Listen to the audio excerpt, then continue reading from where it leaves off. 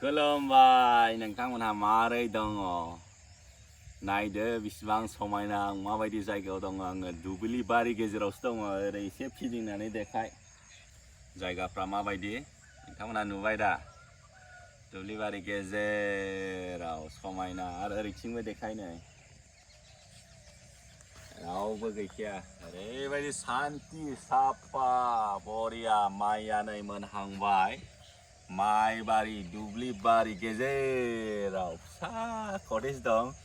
आं बाहाय थाफैदों बे जायगाया हजाय डिस्ट्रिक्ट ओमफ्राय बेखौ होनो अरायजा इक' केम्प लास्ट टाइमबो आं फैखांबाय लास्ट इयारावहाय दिनैनि बे भिडिअनि गेजेरजों आं नोंथांमोननो मोनसे फोरमायनो नागिरदों माने सांग्रांथि जाहोनो नागिरदों आं नोंथांमोनखौ बयखौबो जोंनि बर' सेंग्राफोरखौबो सिख्लाफोरखौबो दानि जुगाव गोबांथार बेबायदिनो माने ब्लेकमेलिं खालामजागासिनो दङ बेनिफ्राय थगायजागासिनो दङ आरो हिन्जावफ्राबो थगायजागासिनो दङ आरो हौवाफ्राबो थगायजागासिनो दङ दा हौवाफोरनि थाखाय आं बुंग्रोगोन आजिखालिथ' बयबो फेसबुक सालायो ना बयबो फेसबुक इन्सटाग्राम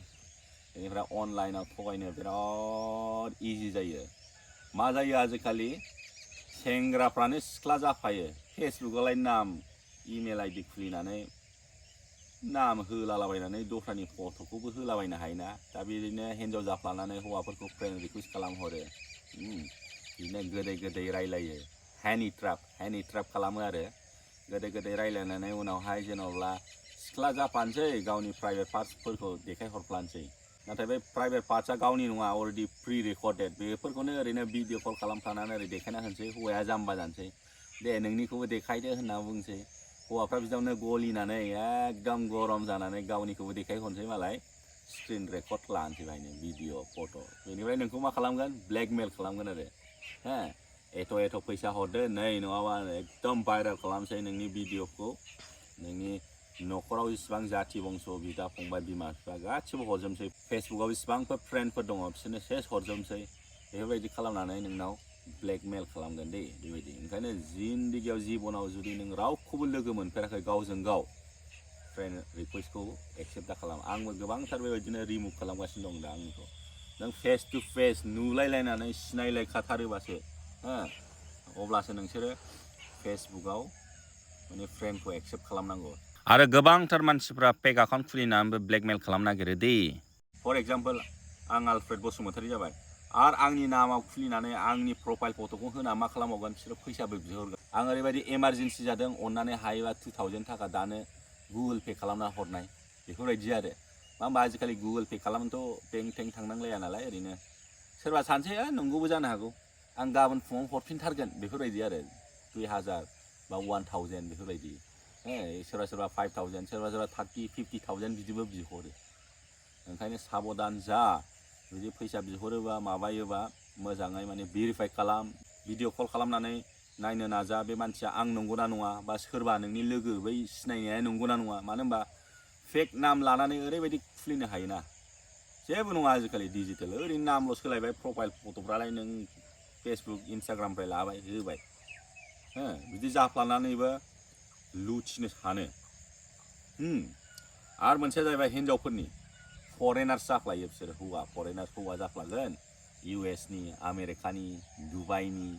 केनाडानि बेफोरबायदि लन्डन अस्ट्रेलिया बेफोरबायदि जाफ्लाना मा खालामगोन बिसोर रायलायफ्लागोन गोदै गोथाव हो नाम्बार थाम्बार हरलायगोन बेफोरबायदि उनावहाय मा खालामगोन गिफ्ट हरफ्लागोन आं नोंनो गिफ्ट हरदों एथ' दामनि 50,000नि गिफ्ट बा 2 लाख 3 लाखनि गिफ्ट बे गिफ्ट बक्सआव बिदि दङ आं हरबाय होनना बुंगोन ओमफ्राय उनावहाय मा खालामगोन नै नोंनि उमुकनिफ्राय गिफ्ट हरनाया सफैबाय नै दा एयारपर्टआव थाबथानानै दं कास्टम्स क्लियारेन्स नांगौ बेनि थाखाय 30,000 फैसा होग्रोनांगोन नोङो होमबासो बे गिफ्टखौ मोनगोन नङाबा 60,000 बेफोरबायदि फैसा डिमान्ड खालामो आरो खेबसे नङा खेबनै नङा खेबथाम नङा सोरबा थगायजायो बेबायदि नों खुनु दिन बे मानसिखौ नुफेराखै सिनायानो भिडिअ कलावबो नुबावा देखायबावा बिसोरो आरो भिडिअ कलाव माबायोबाबो सोरखौबासो देखायफ्लायो बिसोर बेबायदि ओमफ्राय नोंनो गिफ्ट हरदों खमसे खम नोंनावथ' ट्रेकिं नाम्बार थायोना मा कुरियारनिफ्राय फैदों नोंनि ब्लु डार्ट ना UPSC बोरैबा बिदिनो दंना बिराद गोबां रोखोमनि माने कुरियारफोर थायो दिल्लीबारि बेफोरबायदि ट्रेकिं नाम्बार थायो होमबा ट्रेकिं नाम्बारा हरदो आं नायनोसै बेफोरबायदि आरो साबधान जानांगौ नाथाय जोंनि मानसिफ्रा एकदम ब्लाइन्डलि बिराद खुसि जायो फरेननि बयफ्रेन्ड बिदि आमेरिकानि कानाडानि बिदि होननानै आंनाव गोबांथार मानसिफ्रा बेफोरबायदिनो फन खालामनानै खिन्थाहरो गफुर बिश्वनाथ सनितपुर बेफोरनिफ्रायबो गोबांथार मानसिफ्रा आंनो फन खालामनानै खिन्थाहरबाय सोरनाबा 3 लाख 4 लाख बेफोरबायदि फैसा थांबाय आरो माबायदि खालामबावो मिन्थियो फेसबुकआव फ्रेन्ड रिकुवेस्ट खालामबाय एक्सेप्ट खालामबाय बोसोरसे गाहाम रायलायो सोरबा फ्रेन्ड जाफ्लागोन आरो बेनिफ्राय इन्डियायाव फैनायनि फट' आजिखालिलाय फट'आलाय इडिट खालामबानो जायो जेनेबा ताजमहलाव फैबाय राजस्थानाव थांबाय दिल्लीयाव थांबाय ओरै मुम्बाइआव थांबाय बेफोरलाय मालायनि फट'खौ लाबाय नोंलाय गावनि फट'खौ सोना होबाय बेखौ आपल'ड खालामबाय बे फोथायनोसै बा इन्डिया थिन्डिया बेरायफैनाय बिदि रायलायबाय थाफ्लागोन आरो बेबायदिनो आरो मा खालामबावगोन बिसोरो ओरैबायदि बुंबावगोन बिसोरो आङो नै इन्डियायाव फैदोंमोन आङो $30,000 लानानै फैदोंमोन केश एयारपर्टआव आंखौ हमबाय आंना फैसाखौ लाजोब्बाय आं दा एयारपर्टनिफ्राय ओंखारनो हाला अन्नानै आंनो फैसा सोनानै हरदो 50,000 बा 1 लाख बेबायदिबो डिमान्ड खालामो दि आरो फैसाखौ बा डिमान्ड खालामो गुगोल पे खालामना हर फरेनार मानसिया ओमफ्राय बेंक एकाउन्टआव सोना हर बेंक एकाउन्टआबो मानि जायो इन्डियानि बेंक एकाउन्टसो बेफोरबायदि ओरैबायदि जाम्बा खालामनानै थगाय जायो ओमफ्राय बेखौनो बिसास खाथिनोसै आरो आं एयारपर्टनिफ्राय ओंखारनाय लोगो लोगो नोंनो आङो बे $30,000 लाबोनायखौ आं नोंनो $10,000 होगोन बेफोरबायदि लब खालामो ओमफ्राय फोथायनानै हरलाबायनोसै जाम्बा जाम्था सोरबाथ' सोर न'खराव साख्रि गैया खामायनाय गैया होमबाबो मालायनाव हा फाननानै बेफोरबायदि हरो सोरबा दाहार सुराव लाना हरनाय दं बेबायदि गोबांथार जोंनि बर'फ्रा सेंग्रा सिख्ला बिदिनो माने थगायजागासिनो सिख्लाफ्राबो बुरिफ्राबो हाबा जाखानायफ्राबो ना गथ' गथाय गोनांफ्राबो बिदिनो थगायजागासिनो दं हौवाफ्राबो दङ गोबांथार मानसिफ्रा लाजिनानै खिन्थायाखै आंनावथ' मेल्ला बोसोरफ्रामबो बेबायदि कलआ फैबाय थायो सोंहरो नोंसोर नायब्रा नोंसोरनो गिफ्ट फाथायहरदों नालाय बबे कुरियार बेखौथ' मिन्थिनानै ला ट्रेकिं नाम्बारा हर नोंथांमोना सोरनोबा कुरियार हरोबा नों ट्रेकिं नाम्बारखौथ' मोनखायोना नों बबे कुरियारजों हरदों दिल्लीबारि ना UPSC ना मा होनो बिदिखौ ब्लु डार्ट बेफोरबायदि जेरै नोङो आमेजन फ्लिपकार्टआव बायोबा बाहायबो ट्रेकिं नाम्बार दंना नोङो माला बबेनिफ्राय सफैखो माला डिलिभारि जाखो बाहा एक्सपेक्टेड डिलिभारि बेफोरबायदि माने एयारपर्टआव थाबथानानै दं कास्टम क्लियारेन्सनि थाखाय होनांगौ बेफोरबायदियावनो थगायजायो गोबांथार मानसिया ओंखायनो साबधान जा नोङो गामिनि मानसि साफ्रोमबो नुलायनायखौनो बिसासखौनो खालामनो हाया नोङो न'खरनि मानसि जाथि बंस'खौनो आरो बेलाय खुन काहा नुफेरा आइ गैया आफा गैया उनाव थाङै थुङै मा ओंखारो